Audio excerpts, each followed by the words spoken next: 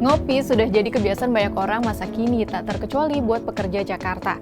Tapi siapa sangka kalau harga secangkir cappuccino Jakarta jauh lebih mahal ketimbang di New York, Amerika Serikat.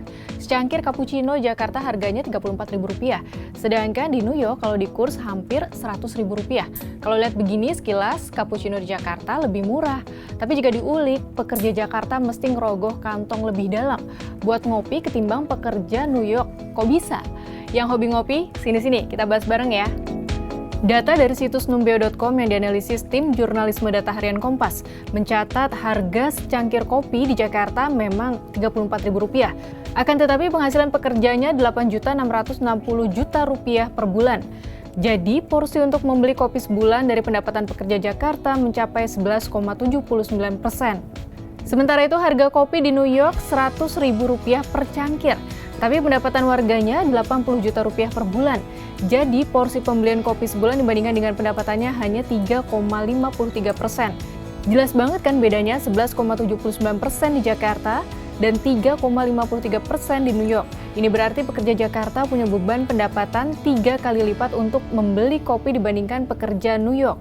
Nah, beban membeli kopi bagi pekerja Jakarta juga termasuk yang tertinggi dibandingkan pekerja di kota-kota tetangga. Sebut saja Bangkok, Kuala Lumpur, Seoul, Singapura, dan Sydney. Selisihnya bisa 1 hingga 5 kali lipat. Besar banget ya. Bukan hanya kopi yang mahal di Jakarta, makanan cepat saji, tiket bioskop, sampai gaun bermerek juga bikin kantong pekerja di Jakarta cepat jebol.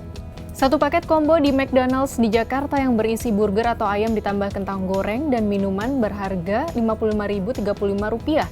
Harga ini menyedot 19,06% pendapatan bulanan untuk membeli paket combo itu setiap hari.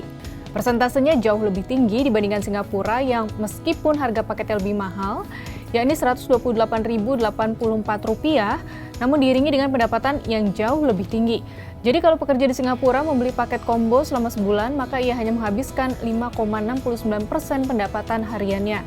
Porsi pembelian tiket bioskop selama sebulan dari pendapatan warga Jakarta tergolong tinggi juga, yaitu 17,40%.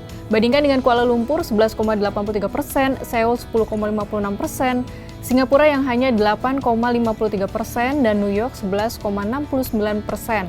Nah, lebih mahal lagi untuk gaun bermerek di Jakarta yang porsinya mencapai 188,39% dari pendapatan. Sangat jauh jika dibandingkan dengan New York yang hanya 28,61%. Oke, angka sudah menyebut jika kopi, makanan cepat saji, tiket bioskop, dan gaun bermerek atau produk gaya hidup di Jakarta mahal jika dihitung dari pendapatan. Kira-kira apa penyebabnya? Pengamat gaya hidup Linda Ibrahim menjelaskan mahalnya produk gaya hidup di Indonesia dikarenakan kebanyakan merupakan barang impor. Biaya kirim, biaya masuk, hingga lemahnya nilai tukar rupiah membuat harga-harga produk tersebut di sini melesat lebih mahal ketimbang di negara asalnya. Misalnya kopi, bijinya mungkin lokal, tetapi mesin pengolah kopinya impor. Menurut dia, barang mahal kerap dianggap simbol prestis meski beban finansialnya besar. Tekanan sosial dalam budaya komunal membuat banyak orang terpaksa mengikuti standar gaya hidup sekitar, meskipun itu di luar kemampuan ekonominya. Linda menyarankan agar pemerintah memperbanyak ruang publik gratis agar warga tetap bisa menikmati hidup tanpa terjebak gaya hidup mahal sebagai simbol status. Melihat data dan fakta itu kok rasanya pahit ya kalau beli kopi seharga Rp34.000 setiap hari bisa menggerus pendapatan sampai 11,79%. Sepertinya sahabat Kompas mesti berstrategi supaya ngopi tetap jalan terus tapi penghasilan juga aman. Kalau sahabat Kompas punya tips, berbagi ya di kolom komentar.